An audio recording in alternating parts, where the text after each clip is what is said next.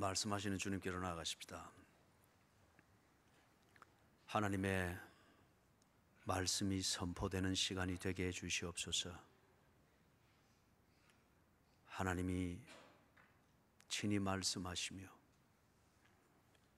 또한 주의 백성들이 하나님을 듣고 깨닫는 시간이 되게 해 주시옵소서.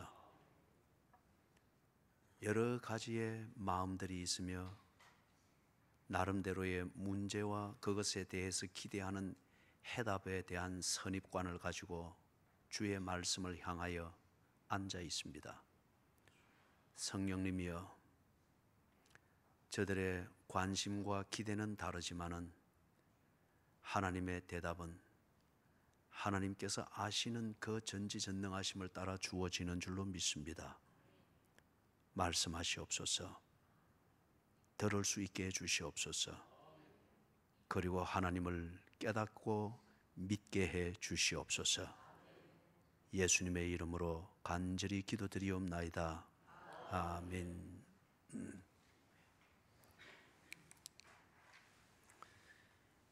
믿음, 그것은 하나님과 동행하는 삶입니다. 하나님과 동행하는 삶의 실체가 뭐냐 물으면은 그 실체, 엔티티는 믿음입니다. 하나님을 믿는다고 하는 것은 그분과 동행하는 삶이고, 하나님과 동행하는 삶을 산다고 하는 말의 의미는 내가 그분을 믿는다는 것입니다. 하나님을 믿고 그분과 동행하는 삶이 곧 모든 것의 해답이며, 그리고 사람이 존재하는 것의 목적이자 하루하루 일상을 살아가는 것에 의미가 되는 이유는 간단합니다. 하나님께서 천지를 창조하셨습니다. 이 말은 그분은 전지전능하시다는 겁니다. 그런데 하나님이 창조하신 이 피조물이 창조하신 대로 그대로 보존되고 그대로 작용을 하고 있습니다. 이 현상은 우리에게 뭘 증명하는가? 하나님은 신실하시다는 겁니다. 우리 표현에서는 오늘 본문에서도 그 한 표현이 나오죠. 미쁘다 하는 말로 나옵니다. 영어 표현 faithful을 그렇게 옮겨 놓은 겁니다. 우리에게 익숙한 말은 신실하다는 거죠. 하나님이 천지를 창조하셨으면 그분은 모든 것을 다 알며 모든 것을 다 하실 수 있습니다. 두 번째, 그분이 창조하신 세계가 한 번도 AS를 받아본 적이 없습니다. 물은 땅을 덮칠 것 같이 늘 출렁거리지만은 해변이라는 경계를 넘어선 적이 없습니다. 산은 계속 높아져서 하늘을 찌를 것 같아서 위험하게 여겨지지만은 그러나 산은 언제나 그 자리입니다. 하나님이 지으신 피조 세계가 창조주의 계획과 창조주의 그 원래 의도했던 바를 넘어간 적이 없습니다. 그런 것 같으면은 창조주 하나님은 미쁘신 분, 신실하신 분이 분명합니다. 이 두 가지 검증되고 증명되어지고, 그리고 증명되어진 그 현실 속에서 오늘 우리의 일상이 이루어지고 있는 이 분명한 증거가 있기 때문에, 그러므로 하나님이 말씀하신 대로 사는 것이 옳은 겁니다. 그리고 그게 지혜로운 것이며 그게 안전한 것입니다. 하나님이 말씀하셨다. 이걸 오늘 우리가 읽는 이 본문의 문맥에서의 표현으로는 약속입니다. 하나님과 한 약속, 또는 하나님이 내게 주신 약속, 내가 동의한 하나님의 약속, 그 약속에 따라 자리를 정하고 시간을 정하고 진로를 정하고 색깔을 정하는 것이 옳은 해답이라는 겁니다. 그게 왜 옳은가는 앞에서 두 가지 전제를 말했습니다. 그래서 하나님과 한 약속대로 사는 것, 그것이 옳은 것임을 알고 그렇게 우리를 관리해서 살아나가는 이걸 보고 우리는 믿음이라 그럽니다. 또는 이걸 다른 말로 신앙이다, 그렇게 말을 하죠. 그래서 11장 히브리서 11장은 이것에 대한 구체적인 사례들을 들어가면서 신앙이 옳은 것임을, 즉 믿음대로 사는 것이 인간의 본분이고 그것이 일상을 안전하게 하는 것임을 논증을 하는 것입니다. 그래서 오늘 우리가 8절에서부터 16절 사이에서 그 논증하는 내용들을 좀 더 살펴보게 될 것입니다. 먼저 8절을 보니까 하나님께서 아브라함을 부르셨다고 합니다. 여러분, 위기는 다른 의미가 아니고 내게 낯설고 경험되지 않는 기회는 언제나 위기입니다. 그게 왜 위험한가? 내가 그것에 대해서 아직 경험이 없고 준비가 되어 있지 못하고 예측이 안 되기 때문에 아무리 좋은 기회라도 그것은 내게 있어서 우선은 위기입니다. 신혼생활이 아무리 달콤하지만은 한편 그것은 또한 위기입니다. 서로 알아가야 되고 서로 충성을 배워가는 이것에 불성실하게 되어지면은 신혼은 이혼의 위기일 수 있습니다. 그렇기 때문에 하나님께서 아브라함을 부르셨다. 아브라함의 인생에서 새로운 전기를 맞이했습니다. 그러나 이 당시에 당사자 아브라함에게 있어서는 이것은 아주 지대한 위기입니다. 선택할 것인가 말 것인가 갈등을 해야 되는 위기입니다. 이럴 때에 우리가 언제나 검증되어진 등식과 공식에 따라서 결정을 만들 수는 없습니다. 경험에 의존해서 언제나 올바른 결정을 하는 데는 한계가 있습니다. 그럴 때에 우리로 하여금 바른 결정으로 인도하는 것은 믿음입니다. 믿음. 무엇을 믿느냐? 그 믿음은 무엇에 의해서 또는 누가 보증하느냐? 이게 그렇다면 관건이 되겠죠. 앞에서 많은 얘기를 했습니다. 자, 그런데 하나님께서 부르셨는데 그 부르심의 구체적인 내용이 무엇인가? 그것은 장래의 유업으로 받을 땅을 아브라함에게 가리키며 그렇게 갈 것을 이야기합니다. 장래의 유업으로 받을 땅. 이 말은 아브라함아, 지금 네가 사는 방식으로 살 때에 미래가 없단다. 지금 네가 편하게 여기고 익숙해 있는 이 땅에서는 네가 좀 편하게 살 수는 있는지 모르지만은 어느 때가 되면 네가 삶의 회의감에 빠지게 되어질 것이며 이 땅에서 해결하지 못했으나 번민할 수밖에 없는 영혼의 문제를 두고 네가 허우적거리게 될 것이니라. 그렇기 때문에 이리 살아서는 안 되느니라. 그것을 삶의 가장 근본적 요소로 상징되어지는 땅으로 부르는 것을 통하여서 하나님께서 아브라함의 새로운 진로를 여셨습니다. 여러분, 신앙생활을 하면서 얕게 하든 깊게 하든 아니면 열정적으로 하든 아니면 내 지성의 한계 안에서 하든 어떻든지 간에 신앙생활을 하는 가운데 여러분의 진로를 두고서 고민해 본 적이 있습니까? 성경을 읽는 가운데 아니면 기도를 하는 가운데 또는 예배를 하는 가운데 예수를 믿는 생활이 무엇인가를 깊이 고민하는 가운데 내가 이리 살아도 되나? 내가 하고 있는 이 직업이 정말 옳은 것일까? 여러분의 진로를 두고서 고민을 해본 적이 있습니까? 아니면은 신앙생활을 하는 가운데 결정을 만들어야 되고 또는 결단을 해야 되는 그 큰 도전 앞에서 아주 망설여지고 때로는 며칠 밤잠을 이루지 못한 그런 경험들은 없습니까? 아니면은 낯설고 생소하고 불리해지는 것은 공식상 뻔히 나오는데 그렇지만은 그걸 감수하고 그렇게 해야만이 장래성이 있고 또는 삶의 의미가 정리되고 아니면은 늘 마음 한쪽편에 지울 수 없지만은 늘 고민하면서 마음 한쪽편에서 늘 내게 자리하고 있는 것, 압박감을 느끼게 만드는 그 삶의 목적.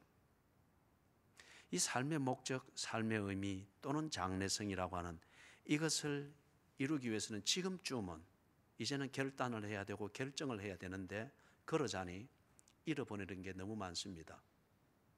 불리해지고 낯설고 생소해지는 것에서 다시금 시작해야 된다고 하는 눈에 보이는 고생이 공식처럼 눈에 확 들어옵니다. 이 사이에서 갈등을 해보며 그리고 하나님 앞에서 내 스스로 가지고 있는 답은 뻔하지만은 하나님 앞에서 고민하는 척하며 괴로운 시간을 보내본 적은 없습니까?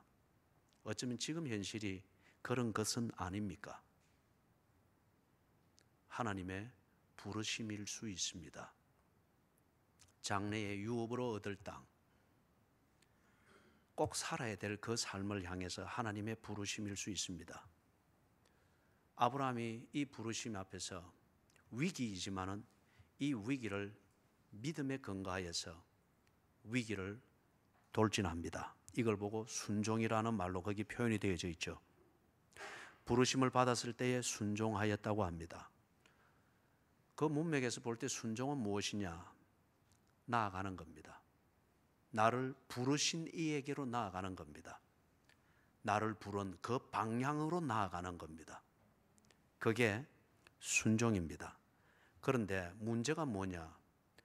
어디로 가야 되는지, 얼마만큼 가야 되는지, 어떤 내용의 여정인지 이것을 알 수가 없습니다. 방향은 있는데 구체적인 내용을 모르고 어디가 데스티네이션, 목적지인지 그것을 알 수가 없습니다. 그럴 때에 순종을 하지 아니하고 여전히 순종을 위한 사전 작업을 하는 것을 합리화할 수 없다고 하는 것이 8절의 내용입니다. 갈 바를 알지 못하고 나아갔다고 합니다. 어떻게 해서 아브라함이 이런 순종, 무모하게 여겨지고 광신도적으로 여겨지는 이런 것을 맹신이 아니라 순종이라고 하는 지극히 순리적으로 그렇게 처신한 것으로서 말할 수가 있느냐 이거죠. 앞에서도 우리가 이야기했지만은 내가 검증되어진 또는 경험한 공식에 따라서 위기를 관리하는 게 언제나 그게 가능한 것은 아닙니다.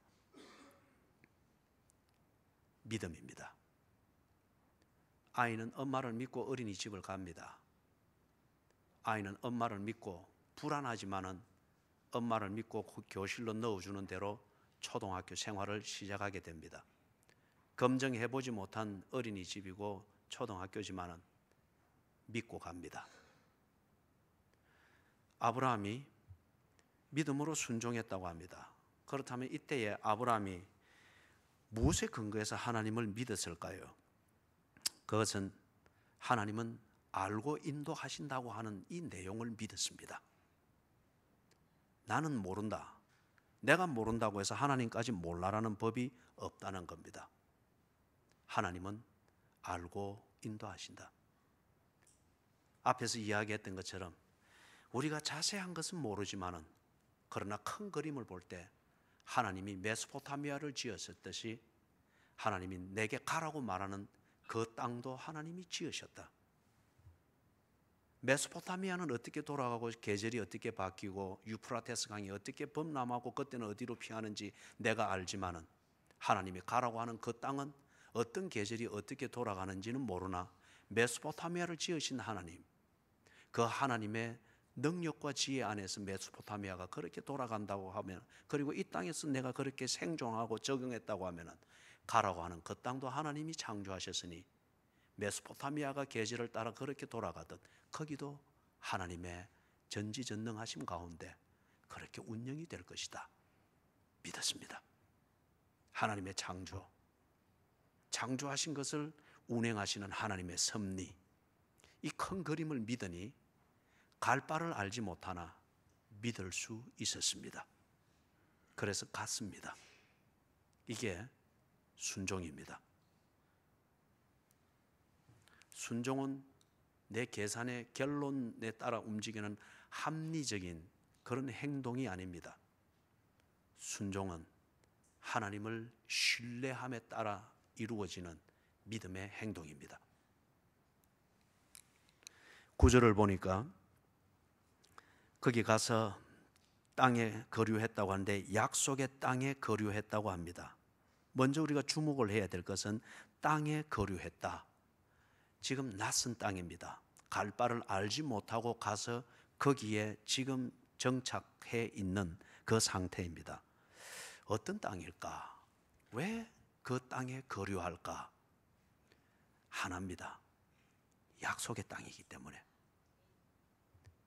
하나님이 그 땅을 상대로 하여 약속을 하였기 때문에, 그 약속에 대한 가치 때문에 생면부지고 낯설고 어렵지만은, 전혀 경험해 보지 못하고 인맥도 없지만은 그 땅에 뜻을 정하고 거류합니다. 그래서 거기 보니까 실제 현실적으로는 그 약속의 땅이라 일컫는 가치는 있지만은 이게 현실적으로는 어떻게 실감이 되어지는가? 이방의 땅과 같았다고 합니다. 친구가 없습니다. 그리고 자기에게 신용을 인정해주는 거래처도 없습니다. 나름대로 시행착오를 했을 때에 힘이 되어줄 수 있는, 기회가 될 수 있는 인맥이나 환경이 없습니다. 이방인의 땅입니다. 그럼에도 불구하고 거기에 거류하는 것, 이거는 사업의 관점에서 볼 때, 그리고 안전의 관점에서 볼 때 이거는 틀린 결정입니다. 그렇지만은 아브라함은 약속이라는 이 가치에 근거하여서 그 땅에 거류했습니다. 자, 사랑하는 여러분, 이 약속이 무엇인가? 그것은 9절에서 보니까 장래에 땅을 받을 것이라고 그랬죠. 8절에서 장래의 유업으로 받을 땅이라고 했습니다. 그런데 조금 우리에게 어려운 게 있습니다. 이삭 및 야곱과 더불어 장막에 거하였다. 이삭은 아브라함의 아들이고 야곱은 이삭의 아들입니다. 그런데 이 3대가 한꺼번에 그러면 거기에 거했단 말이가 표면적으로 볼 때는 그래 오해할 수 있는데 그 말이 아니고 같은 맥락에서 대를 거기서 이어갔다는 겁니다. 약속이 있는 땅이기 때문에 아브라함이 거기 거류했고, 아브라함의 아들 이삭이 거기에 거류했고, 또한 야곱이 그렇게 거류했다고 하는 것을 후대의 사람들이 보면서 이 믿음의 동질성을 가지고서 그렇게 지금 이 얘기를 하고 있는 겁니다. 10절입니다. 10절에서 이는 앞에 약속의 땅에 거류했던 그 이유를 설명을 하는 그 접속사로 이는 그가 하나님이 계획하시고 지으실 터가 있는 성을 바랐기 때문이라고 합니다.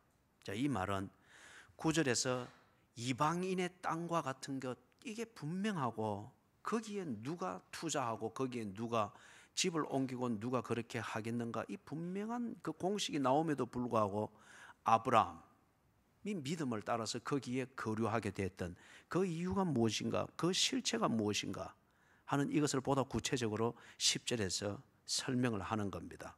다른 말로 말하면은 아브라함이 약속의 땅이라고 하는 이것을 믿는 실체가 무엇인가, 그 믿음의 실체가 뭐냐, 내용이 뭐냐, 그걸 10절에서 설명을 하는 거죠. 여기서 다시 한번 짚는 것은 믿음은 내가 가지고 있는 어떤 분위기를 말하는 게 아닙니다. 믿음은 내게 일시적으로 일어나는 감정적 동의 또는 감동, 감격, 흥분, 그게 절대 아닙니다. 믿음은 사실에 근거해야 됩니다. 믿음은 진리에 근거해야 됩니다. 팩트와 트루스에 근거해야 됩니다. 믿음은 경험되어진 결과에 근거하는 게 아닙니다. 믿음은 팩트 또는 트루스, 이것에 근거해야 됩니다. 그게 팩트인가 아니면 트루스인가, 이것을 검증하는 한 방편이 경험이라고 하는 것이죠. 경험해보니 그 답이 나오더라, 결과가 나오더라. 그래서 검증을 하는 한 방편이 경험이라고 하는 것이죠. 그렇기 때문에 여러분 10절에서 말하는 것은 아브라함이 그 낯선 생면부지의 땅에 약속이랍시고 거기 거류하게 되는 것은 자기 감정적 흥분이거나 마인드 컨트롤이거나 아니면은 오기가 아니었습니다. 그거는 절대 여러분 성경이 말하는 믿음이 아닙니다. 사실에 근거했기 때문에 공식이 이해가 되어지지 않고 경험이 비합리적이라 단정할 수 있는 그 처신과 결정을 아브라함이 했던 거예요. 그래서 그 땅에 거류했던 겁니다. 그 10절에서 말하는 내용이 뭔가, 하나님이 계획하시고 지으실 터가 있는 성을 바랐기 때문이라고 합니다. 다른 말로 말하면 다른 모든 사람과 경제의 이론과 학군을 쫓아다니는 교육의 열정은 그 땅을 불모지의 땅과 장래성이 없는 땅 이렇게 보고 누구도 사람들이 등을 돌리는 곳이었는지 모르나 아브라함에게는 거기서 하나님이 계획하시고 지으시는 성이 보였습니다. 신기루를 봤다는 게 아닙니다. 약속의 맥락에서 볼 때에 그것을 볼 수 있었습니다.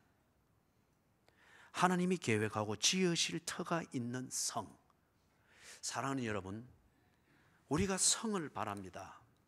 인생을 바랍니다. 가정을 바랍니다. 좁게는 우리의 커리어, 경력을 쌓기 위해서 스펙을 복잡하게 만드는 것을, 그런 것을 바라는 것은 성을 바라기 때문입니다. 인생이든 가정이든. 그렇죠? 사랑하는 여러분, 그런데 계획이 없이 지어진 집은 쓸모가 없습니다. 기초가 불안한 성은 그 안에 있는 자체가 불안의 연속입니다. 성을 바라되 어떤 성이 바라져야 되는가? 계획에 의해서 지어지고 그래야 목적에 충실한 용도가 나오죠. 터가 분명히 견고해야 됩니다. 그래야 성 안에서 혹 시행착오로 내가 넘어져도 성은 견고하게 있어 그 안에서 다시 일어설 수 있기 때문입니다. 누가 계획한 것이 안전할까요? 누가 터를 다진 것이 믿을 수가 있을까요? 시편에 보니까 여호와께서 집을 세우지 않으면 집 짓는 자의 수고가 허사라고 합니다. 여호와께서 성을 지켜주지 않으면 성 지키는 파수꾼의 경성함이 허사라고 합니다. 파수꾼의 경성함도 대단히 뛰어납니다. 설계자들과 또는 재물과 많은 것을 투자하여 지은 그 집이나 가정도 인생도 그럴싸합니다. 비교를 해볼 때 상대적 우위가 있는 게 분명합니다. 그러나 상대적 우위를 가지고서 절대적 안전을 보장할 수는 없습니다. 어디까지나 상대적인 것은 상대적일 뿐입니다. 절대적이신 하나님, 창조하신 하나님, 창조하신 것이 한 번도 변함이 됨이 없이 하나님이 한 번 세운 계획 그대로 해변이라는 경계를 지키면서 바다와 육지가 공존하면서 창조 이래 지금까지 자연이라는 이름으로 조화를 이루고 있는 것. 그렇다고 하면 창조주 하나님이 계획하시고 그분이 지으신 터는 분명할 것입니다.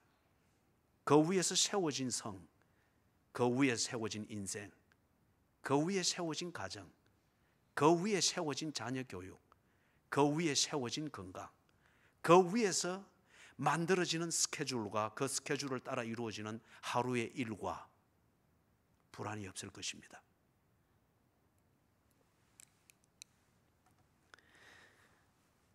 서울의 한 벤처 기업을 만들어서 잘 운영을 하던 한 사장님이 교회 집사님이셨습니다. 벤처를 시작을 하고 기반을 잡을 때까지 불철주야 뛰는 건 눈에 선합니다. 그런데 어느 날 예배를 드리는 가운데 설교의 한 대목에서 딱 받쳤습니다. 웬만큼 지금 알려진 벤처 기업가로 알려지고 그 분야에서 좀 상도 받고 그럴 정도로 기반이 잡혔습니다. 그런데 그날 설교의 어느 한 대목에서 딱 받치면서 그 다음은 뭐지? 그 다음은 뭐지? 잠깐이지만은 플래시백 돌아보니까 그냥 속도만 내고 질주하고 있을 뿐 무엇을 향한 것인지, 어디에 이를 것인지, 그리고 거기서 이르렀을 때에 지가 누릴 것이 뭔지 아무런 그림이 나오지를 않습니다. 궁극적으로 계획이 없고 견고한 터가 없는 그 열정뿐인 삶을 살아가고 있습니다. 그래서 이 벤처 기업 사장님이 그 기업을 정리하고 그분이 복음적인 삶, 하나님이 세우신 계획을 알고 하나님이 지으신 그 견고한 터 위에서 성을 세우는 그것에 합당한 자기 자신의 삶을 찾아서 새로운 삶을 시작하게 되었습니다. 수입은 엄청나게 줄어지는 게 당연하죠. 그러나 더 이상 불안해하지를 않았습니다. 자, 사랑하는 여러분, 사람들이 그 벤처기업 사장님처럼 그렇게 속도에만 중독이 되어서 그래서 제대로 살고 있는 것처럼 불철주야 바쁘게 살면서 자기를 채찍질하면서 하는데, 그러나 그 속도감 속에서도 오늘 현대인들이 얼마나 불안해하는지 모릅니다. 인사 이동이 일어나는 그 시즌이 되면은 모든 셀러리맨들이 불안해합니다. 특별히 회사가 화병이 되면서 구조 조정이 불가피할 때에 모든 사람들이 불안해합니다. 누가 잘릴 것인가?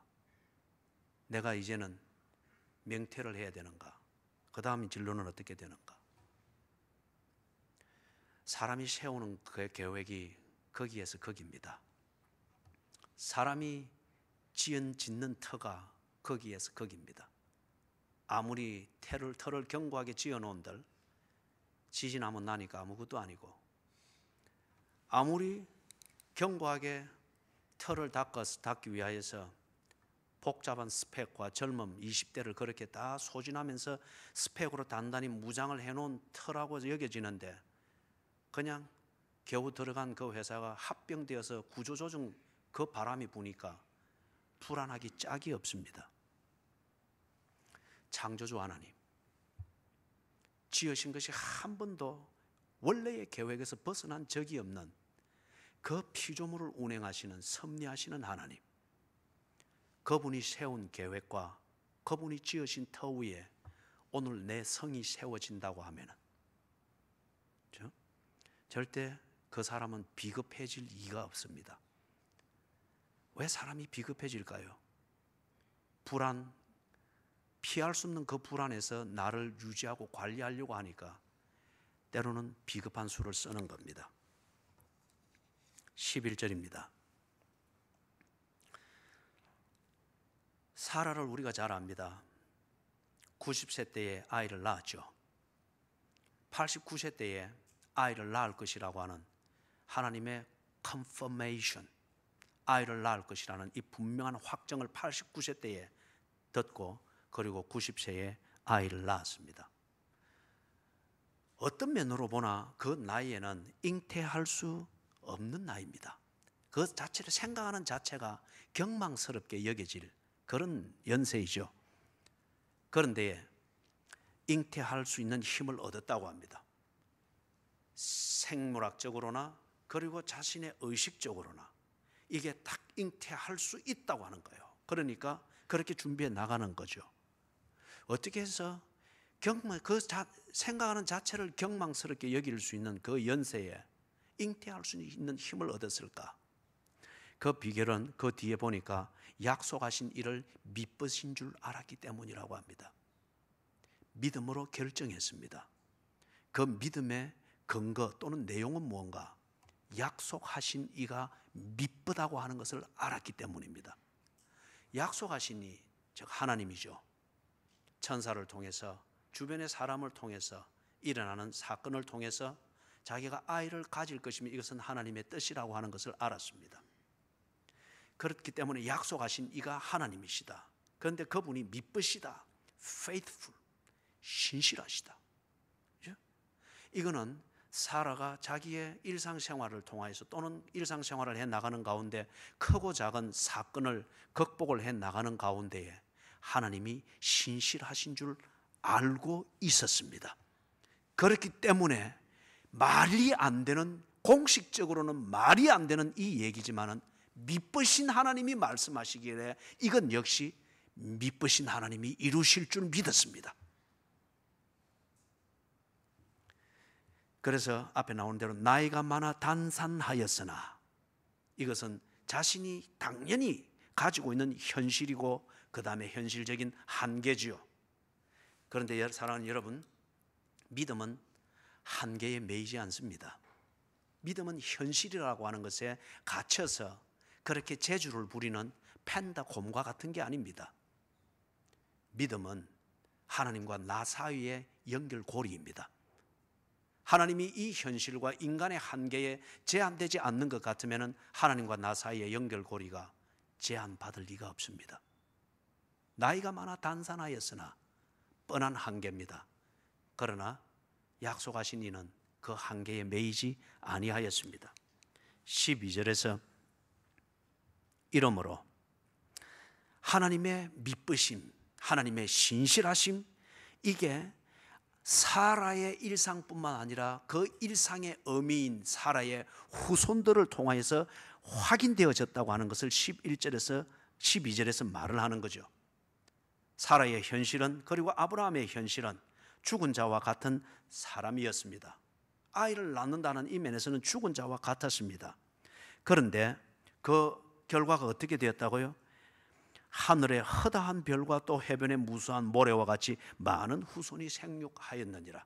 물론 아브라함과 사라의 당대에서는 한 아들을 얻고 또는 두 아들을 얻고 또는 3대째에는 12아들과 딸들을 얻었습니다. 이렇게 해서 번성하여 히브리 민족이라고 하는 것이 이루어졌다고 하는 이것을 역사 후대의 관점에서 거기서 소개를 하는 거죠. 하늘의 별처럼 바다의 모래처럼 많은 후손이 생육하였느니라. 생물학적 공식의 결론이 아니었습니다. 산부인과에서 만들어 놓은 어떤 그러한 구조의 결과물도 아니었습니다. 믿음의 실체였습니다. 약속하신 이는 미쁘신 줄 알았음이니라. 하나님은 언제나 신실하십니다. 하나님의 신실하심이 내 삶의 현실이 되어지는 문제는 내가 그 하나님이 미쁘신 줄 알고 믿는 이 문제입니다. 13절에서부터 16절 사이에서 이 부분을 종합을 해서 원론적으로 정리를 합니다. 13절을 보니까 이 사람들은 다 믿음을 따라 죽었다고 합니다. 이 말을 조금 뒤집어서 여러분들이 좀 이해를 하는 것이 필요합니다. 이 사람들은 믿음을 따라 살았습니다. 언제까지? 죽을 때까지.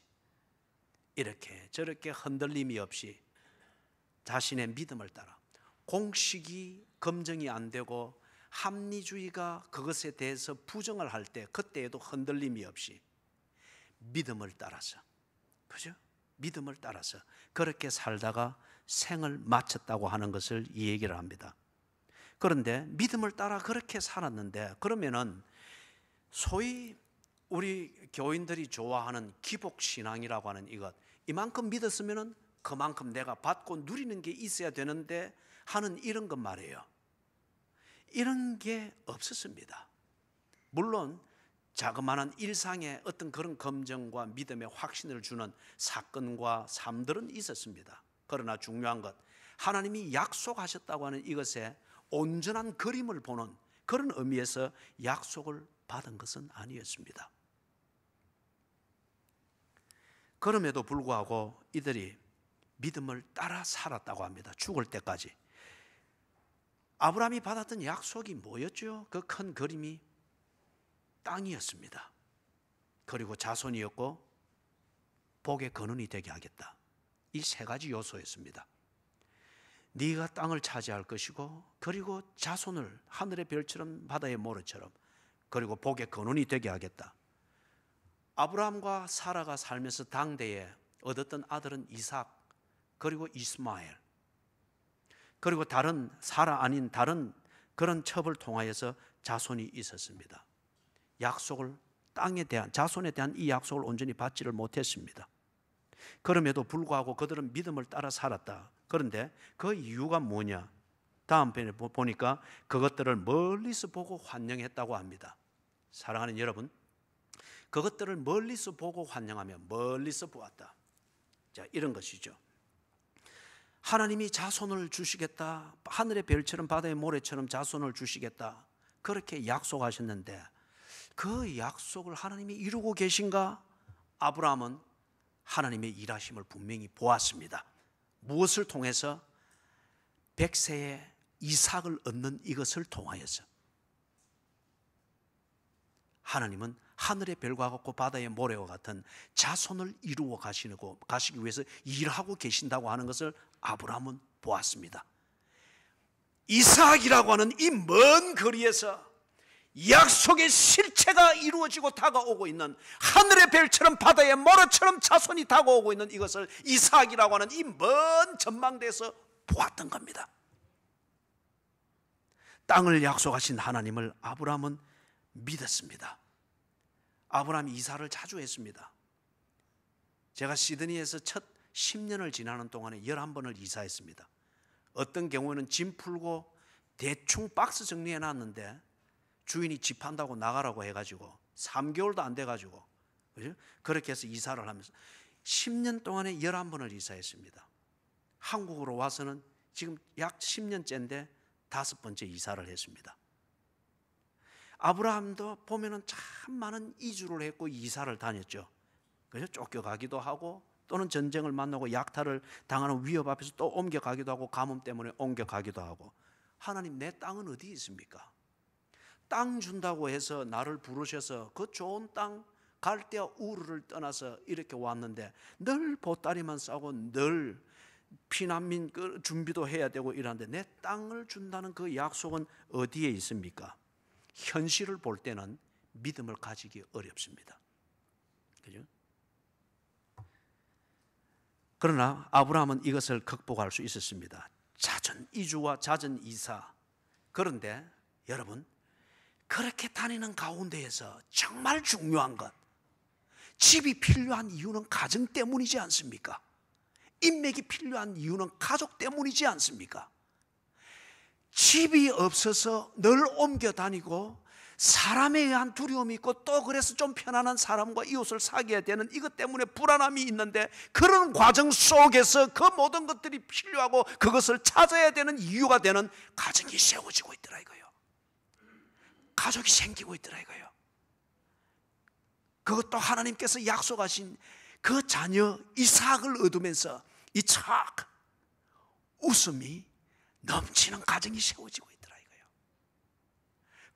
그러니까 아브라함이 보니 이사를 다니는 게 고단하지만은 또 새로운 사람들을 사귈 때에 불안한 감도 있지만은 그 모든 과정들을 통해서 단단한 가정이 세워지고 이삭, 진정한 웃음인 이 이삭, 이게 있는 가족이 만들어지고 있더라 이거예요. 멀리서 땅을 주겠다고 하는 하나님의 약속이 다가오고 있는 것을 볼 수 있었습니다. 복의 근원이 되겠다고 하는 하나님의 이 약속은 어떻게 이루어지는가?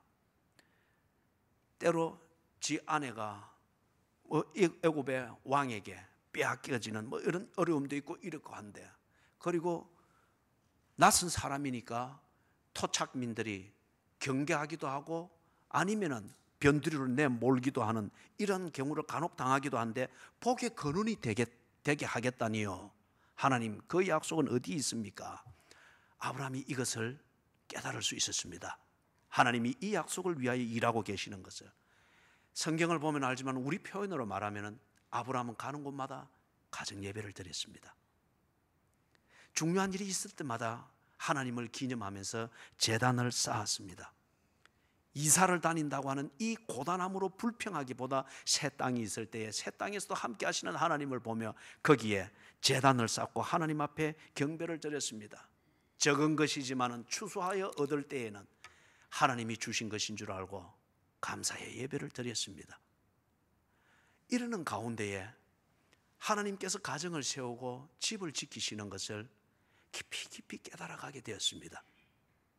그러면서 여호와를 섬기는 이 신앙의 사람, 이 아브라함을 보면서 주변의 사람들이 긍정적이든 부정적이든 아브라함을 하나님의 사람으로 인정합니다. 하나님의 사람으로 인정하면서 때로 도움을 청하기도 하고 때로 모욕을 주기도 합니다. 무슨 말이에요? 복의 근원이 되게 하겠다는 하나님의 이 약속, 이걸 위하여서 하나님을 섬기는 체질을 만들어 가고 있고, 어디에서든 복의 근원이신 하나님을 경배하며 하나님을 의지하여 생활하는 이것을 체질화시키고 그런 가정으로 만들어가는 하나님의 일하심을 똑똑히 봅니다. 가정 예배라고 하는 먼 이 지점에서 복의 근원이 되게 하기 위하여 예수 그리스도가 오게 하시는 하나님의 일하심을 보는 겁니다. 그것들을 멀리서 보고 환영하며, 그래서 비록 현실적으로 볼 때는 또 새 땅 척박한 곳에서, 우물도 없는 그곳에서 하나님께 제단을 쌓고 예배를 드리지만은, 그러나 여기에서 하나님이 가정 예배를 하게 하시듯이 하나님을 알게 하며 복의 근원 되게 하시는 하나님의 그 은혜를 누리게 하실 것이다 믿으며 새 땅에서 복의 근원의 통로를 준비했다는 겁니다. 사랑하는 여러분, 13절 그 마지막 부분에 볼 때에 또 땅에서는 외국인과 나그네 임을 정언하였다. 지형적으로 볼 때에 아브라함이 사는 땅은 가나안 땅이었습니다. 낯선 땅이죠.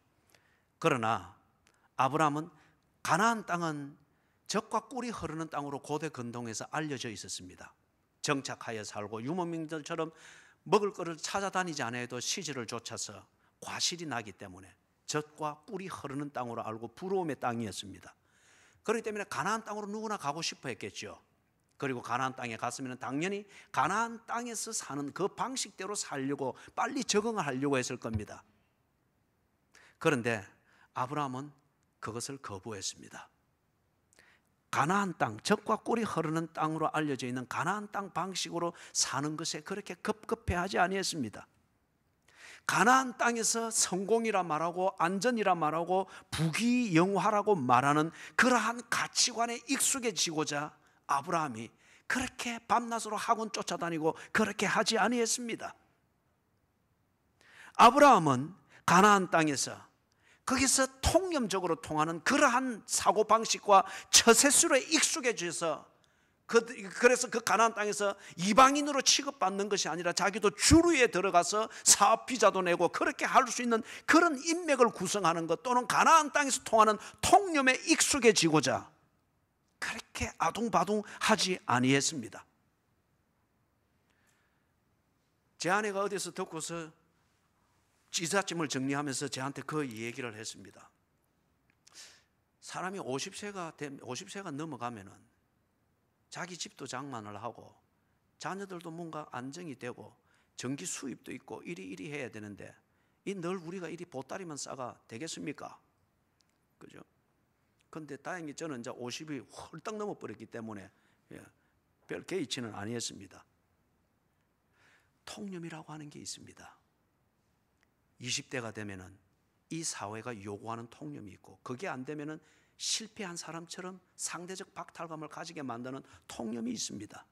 30대가 되면은 무엇을 해야 되고 어떻게 되어야 되고 어떻게 되어야 되고 통념이 있고, 다 젊은이들이 그 통념 속으로 들어가 적응을 하려고 모두가 머리를 디밉니다. 40대가 되면은 어떻게 해야 되고, 우스갯소리에서는 80세가 되면은 자고 일어날 때 아내를 보고 절대 웃어서는 안 된다고 합니다. 웃었다고 쫓겨나가지고 노숙자가 됐답니다. 우스갯소리지만 말이에요. 그 사회가 말하는 성공, 그 사회가 말하는 안전, 그 사회가 말하는 부귀영화를 이루는 방식이 있고 통념이 있습니다. 그것에 익숙해지려고 이렇게 하려고 하다 보니까 성형수술을 해야 되고, 자기답지 않게 자기를 변신해서 내 속은 허락하지 않으나 겉은 그렇게 적응해 나가려고 하는 이게 있습니다. 왜? 외국인이면 외국인, 나그네면 나그네, 그렇게 살면 인간답게 살지 못하는 겁니까? 아브라함은 이것을 거부했습니다. 자기는 비록 가나안 땅에서는 나그네고 외국인이지만은 가나안 땅 방식으로 사는 것에 급급해하지 아니하고 하나님의 약속을 따라서 온 사람으로서 살았습니다. 약속하신 하나님, 그 하나님을 믿는 그 믿음의 표지에 따라서 비록 가나안 땅에서도 자기의 삶을 개척해 나갔습니다. 그래서 13절 하반절에서 또 땅에서는 외국인과 나그네임을 정언하였으니 불편하고 힘들었고 기회를 잡는 것으로 그리고 기회를 가치로 만드는 것에 시간이 좀 더 걸리는 불이익이 있었을지는 모르나 부끄러워하지 아니했습니다. 그렇기 때문에 땅에서는 외국인과 나그네임을 정언하였다. 여러분, 특히 우리 젊은이들이 직장생활, 사회생활을 하면서 빨리 틀을 잡고 하는 것 중요한 일이죠. 그러나 그것에 너무 몰입하다 보니까 그리스도인답게 처신하고 자기를 지키는 소신 있는 삶에 대해서 때로 부끄럽게 여기는 경우가 있습니다. 생각을 해보십시오. 14절입니다. 그들이 이같이 말하는 것은 좁게는 사라와 아브라함 그리고 크게는 이 족장들 아브라함, 이삭, 야곱, 요셉과 같은 이 조상들 말이에요. 그들이 이같이 말하는 것은 자기들이 본향 찾는 자임을 나타냅니다. 사랑하는 여러분, 그들이 이같이 말한다고 하는 것, 다시 말해서 내가 왜 가나안 땅에 그 통념과 가치관과 그들의 주류가 사는 방식을 왜 내가 흉내내려고 그렇게 애쓰지 않는가? 비록 불이익을 당하고 보따리를 싸야 될 일이 많으나 하나님을 믿는 믿음을 따라 산다. 약속이라는 이 가치, 이 실현을 위해서 나는 그것에 맞도록 살겠다. 왜 이같이 말하는가? 왜 그렇게 가치관이 바뀌었는가? 왜 그런 가치관을 가지고 가나안 땅에 맞지 아니하는 그 삶을 꾸역꾸역 고집하는가? 그 이유는 하반절에 나오는 대로 자기들이 본향 찾는 자임을 나타냅니다. 타향과 본향을 아브라함이 이주했다고 하는 이 문맥에서 저 비유를 쓰고 있습니다. 분명한 목적이 있다는 거예요. 이 통념이 주지 못하는, 그리고 이 통념 속에서는 발견할 수 없는 그 진정한 삶의 가치, 나의 나다움을 구가하는 이 삶의 가치와 그 가치관과 방식, 이것을 나는 알고 있다 이거예요. 그죠? 나는 이것을 찾겠다는 거예요. 그리스도인답게 살겠다. 그 견고하고 하나님이 계획하시고 지으실 그 터 위에 세워진 이 성, 나는 이것에 맞도록 살겠다. 그렇기 때문에 그들이 이같이 말하는 것입니다. 15절에서 그들이 나온 바 본향을 생각하였다면, 그들이 나온 본향은 어디죠? 갈대아 우르, 지금의 이라크의 남부 쪽에 있는 아주 비옥한 땅입니다. 왜 거기가 비옥한가 하면 유프라테스 강과 티그리스 이 두 강이 언제나 흘러 들어와서 그 걸프만으로 들어가는데, 그 강의 하류 지역은 끌고 내려온 퇴적물들이 쌓이기 때문에 엄청나게 비옥한 땅이죠. 이집트에서도 델타 지역이 그렇게 비옥한 땅이 되는 것은 나일 강이 빅토리아 호수에서부터 끌고 내려오는 그 퇴적물들이 거기에 바다로 들어가기 전에 쌓이기 때문에 거기에 온갖 영양분이 있는 옥토가 있는 거죠. 그래서 이 갈대아 우르라고 하는, 즉 이 우르라고 하는 이 성은 지금 이라크의 남부 쪽에 있듯이 이 유프라테스 강과 티그리스 강이 걸프만으로 들어가기 직전에 그 하루 지역에 있습니다. 일찍부터 이 우르는 그 지역에 있는 5개의 번성한 5개 성 중에 하나였습니다. 번성하기 때문에 그 땅에는 고용 기회가 많습니다. 사람들이 왜 서울로 부산으로 왜 그래 몰려들까요? 거기 가면은 뭘 해도 허드렛 일을 해도 직업을 구할 기회가 많기 때문에 그런 거죠. 자기 고향 우르가 번성합니다. 환경이 가나안 땅보다 훨씬 좋습니다. 기회가 많습니다. 여유도 많습니다. 고용 기회도 많고 교제하는 이웃도 많고, 그리고 친인척들도 인맥들도 거기에 이미 기반이 잡혀져 있는 곳일 수 있습니다. 그런 곳으로 가려고 했으면 얼마든지 갔을 거예요. 어떨 때에 그런 고향이 생각이 날까요? 이 가나안 땅에서 편하게 사는 것을 생각하고 쉽게 사는 방법을 생각하고 안전한 것만을 추구했었고, 아니면 고민 없이 적극적인 충동을 채워주는 그런 재미를 추구하며 살기를 원했다고 하면은, 가치를 추구하는 삶, 그리고 가치를 추구할 수 있는 땅은 내게 있어서 아무 의미가 없습니다. 편하게, 쉽게, 보다 안전하게, 그리고 고민 없이 내 욕구를 충족시킬 수 있는 그런 재미있는 삶을 살고자 했다고 하면은 떠나온 고향으로 돌아가는 것이 정석이겠죠. 그리고 그것이 시간을 낭비하지 않는 결정일 수 있습니다. 그러나 아브라함이 그리고 족장들이 그렇게 돌아가지 아니했다고 합니다. 그럴 수 있는 대안이 있으나 그들의 가치관이 달랐다는 거예요. 쉽게 사는 것이 문제가 아니라 약속을 성취하는 것이 그들에게 있어서 문제였습니다. 편하게 사는 것이 문제가 아니라 의미 있게 사는 것이 그들에게 있어서 문제였습니다. 안전한 것은 인맥과 환경이 주어주는 것이 아니라 나를 위하여 계획을 세우고 나를 위하여 지으실 견고한 틀을 마련해 주는 하나님과의 관계에 있는 것을 알았습니다. 고민이 없다고 하는 것이 재미를 상징하는 것이 아니라 보람이 있는 것, 그 보람을 창출해내는 그 삶이 진정 재미있는 삶인 것을 그들이 알았습니다.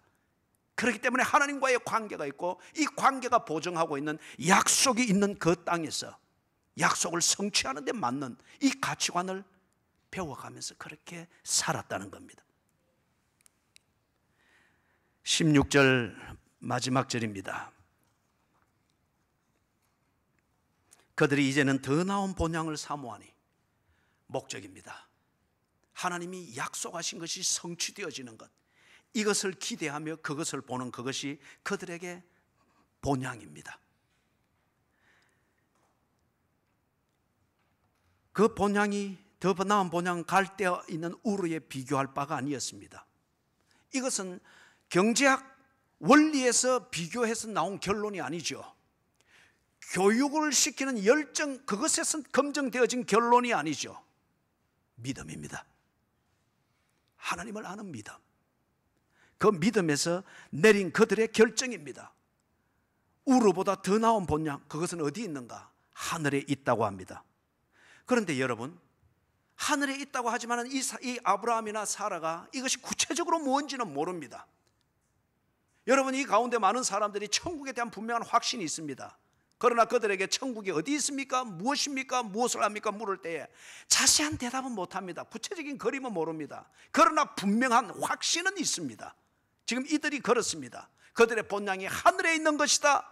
하나님의 약속이다. 하나님의 약속의 성취, 이것이 오늘 우리가 살고 있는 일상의 의미이다라고 그렇게 말은 하나, 그러나 구체적으로 그것이 뭔지를 모릅니다. 그렇지만은 하나님께서 약속하시고 이루시고 계시는 것을 믿고 있었습니다. 이 믿음은 시시때때로 검증이 되어졌습니다. 어떻게 해요? 이것은 지식적으로 설득되어진 상태도 아니며 감정적으로 동의되어진 상태가 아니며 의지적으로 어떤 그렇게 지조를 지키는 그런 수준을 말하는 것이 아닙니다. 그들이 하나님을 알고 그 약속의 실체를 아는 것은 무엇에 의한 것인가? 앞에서 우리가 쭉 봤습니다. 나그네 같은 일상입니다. 경제적 관점에서 볼 때에 하루 벌어 하루 먹고 사는 것과 같은 일상입니다. 쉽게 보따리를 싸고 다녀야 되는 그러한 안정되지 못한 삶과 같은 일상입니다. 그러나 앞에서 보았던 것처럼 그러한 일상의 생활을 통하여서 그들은 경건의 생활을 유지했습니다. 초라한 움막 같은 곳이나 하나님을 부르며 예배할 때에 거기는 하나님이 계셨습니다. 또 쫓겨서 이사심을 싸고 가지만은 하나님 내 갈 길을 인도하소서 할 때에 그들은 초라한 난민의 행색으로 가나 그들을 인도하시고 동행하시는 분은 천지를 창조하신 위대하신 하나님이셨습니다. 하나님을 이런 일상생활을 통해서 경험하고 확인했습니다. 그렇기 때문에 그들의 본향은, 더 좋은 본향은 하늘에 있는 것이다. 이게 그들의 삶을 그렇게 지켰던 겁니다. 이러므로 하나님이 그들의 하나님이라 일컬음 받으심을 부끄러워하지 않으셨다. 구약 성경을 보면은 자주 그 표현이 나오죠. 아브라함의 하나님, 이삭의 하나님, 야곱의 하나님. 하나님은 이사 자주 다니고 쫓겨다니는 아브라함이나 이삭을 부끄러워하지 아니했습니다. 오히려 그들과 함께 동행하는 것을 하나님은 자랑스럽게 여기셨습니다. 그들은 이삭은 쫓겨서 우물을 빼앗기고 쫓겨서 이사를 갈 수밖에 없었으나 하나님은 그 유약한 이삭과 동행하는 것을 자랑스럽게 여겼습니다. 그렇기 때문에 이삭이 가서 우물을 파는 곳마다 물이 나오게 했습니다.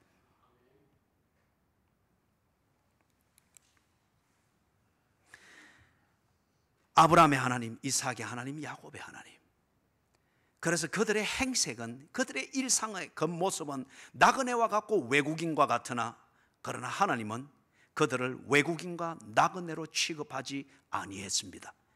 약속의 파트너로 여기고 신실하게 그 약속을 지켰습니다.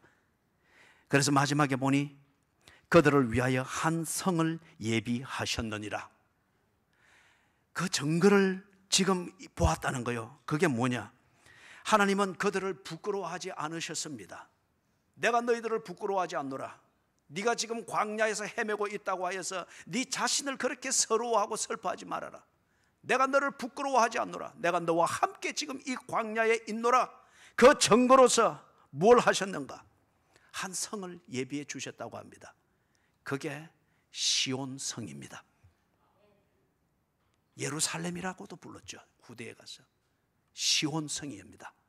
지형학적으로 볼 때에 그게 가나안 땅에 있는 중앙에 있는 한 성입니다. 경제적으로 볼 때에 그것은 무역로가 지나가는 거기에서 조금 떨어져 있는 한 지역입니다.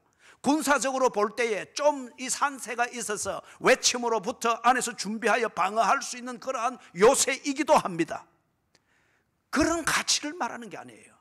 거기에서 여전히 변함없는 하나님께 예배가 드려지고 하나님의 쉐키나의 영광이 그들 앞에서 나타나지게 되고 하나님을 배우고 하나님을 배운 대로 믿고 살 때에 그 믿음대로 이루어지는 것을 그 성에서 예배를 통하여서 교제를 통하여서 경험을 하는 겁니다. 하늘에 있는 그들의 본향, 그것을 보여주는 토큰, 증거였습니다. 사랑하는 여러분, 하나님께서 아브라함의 하나님, 이삭의 하나님, 야곱의 하나님이 오늘 저와 여러분들을 부르셨고 동일한 약속을 하셨고 그 약속을 위하여 일하고 계십니다. 하나님이 우리를 부끄러워하지 않으며 나를 부끄러워하지 아니하며 오늘 온갖 마음의 짐을 가지고 앉아있는 당신을 부끄러워하지 않는 증거는 지금 이 자리에 앉아 예배를 드리듯 여러분에게 교회를 주셨습니다. 가정 예배를 주셨습니다. 성경을 주셨습니다. 기도를 주셨습니다. 교회의 예배를 통하여, 배우는 기도를 통하여, 경건의 생활을 통하여, 봉사와 성도의 교제를 통하여 하나님이 여러분을 위하여 일하고 계심을 많은 면에서 배우며 확인하며 검증하고 계실 것입니다. 사랑하는 여러분, 그리스도인답게 살기 위하여서 때로 경쟁이 치열한 여러분의 회사의 회식 자리에서 그리스도의 치조를 지키기 위해서 술잔을 거부하고 그들의 문화를 답습하지 아니하려고 하는 것 때문에 왕따를 당하고 회사에서 부끄러운 사람으로 취급을 받을 때에 여러분 스스로를 부끄럽게 여기지 마십시오. 하나님은 그런 당신을 부끄럽게 여긴 적이 없습니다. 혼자 어울리지 못해서 그냥 자판기 커피 한 잔 들고 한쪽에서 교제로부터 거부당하고 훌쩍거리고 있을 때 하나님은 당신과 함께 커피를 마시고 있습니다. 당신을 위하여 일하고 계십니다. 땅과 자손과 복의 근원이 되고자 하는 그 약속을 하나님은 지키고 계십니다. 사랑하는 여러분, 믿지 않는 가족들로부터 또는 배우자로부터 여러분의 신앙생활이 모독을 당하고 여러분의 교회 생활이 오도를 당하고 그것 때문에 매도를 당할 때에 너무 슬퍼하고 근본적인 좌절과 실망을 가지지 마십시오. 제가 알고 있는 지금 권사님이 되신데 그분이 한 30년 전에 택시 운전하는 남편이 워낙에 핍박을 해가지고 교회 할 때 시퍼런 멍을 해가지고 오는 경우가 종종 있었습니다. 그런데 이분이 그걸 그렇게 부끄러워하지를 않았어요. 만성이 돼버리니까. 그럼에도 불구하고 예배, 자신의 신앙생활을 지키는 것, 그리고 더 바쁘게 가정을 섬기는 것 해왔습니다. 사람들이 볼 때에 교회 안에서도 수군거림이 있었습니다.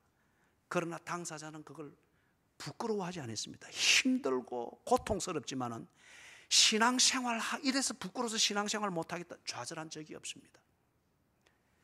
그분이 눈에 시퍼런 멍이 들었을 때 그분을 위하여 일하시는 하나님은 십자가에서 살점이 찢어져 나갔습니다. 그분이 남편으로부터 교회 가지 못하도록 하기 위해서 외출복을 다 빼앗아 버렸을 때에 반쯤 비치는 몸빼 하나 걸치고 와서 식사 당번이라고 했단 말이에요. 그럴 때에 오만 사람들이 비웃었습니다. 그때에 하나님은 그분을, 그 여자 집사님을 비웃지 아니했습니다.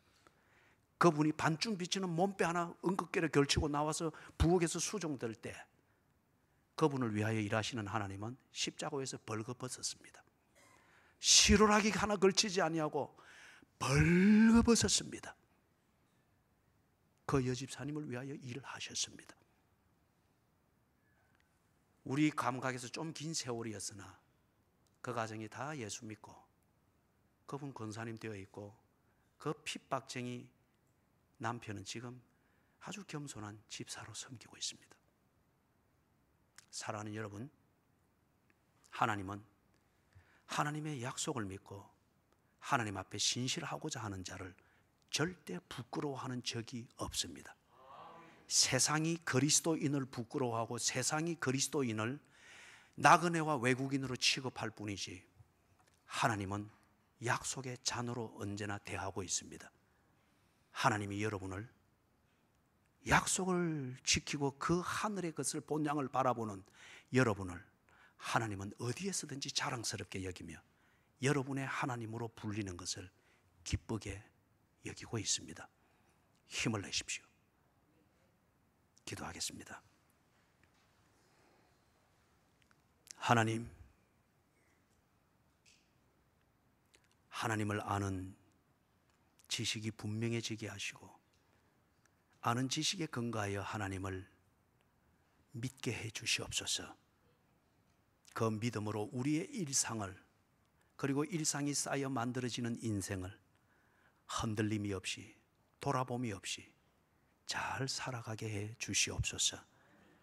감사합니다. 하나님, 나 같은 것을 부끄럽게 여기지 아니하시고 오히려 이 세상에서 예수 믿는 것 때문에 부끄러움을 당하고 억울함을 당할 때, 그래서 내 한계 안에서 슬퍼하고 억울해할 때 하나님 나를 부끄러워하지 아니하시고 오히려 나와 함께 하시며 나를 자랑스럽게 여겨주시는 것 너무너무 감사합니다. 예수님 이름으로 기도드리옵나이다. 아멘. 자리에 일어나셔서 찬송가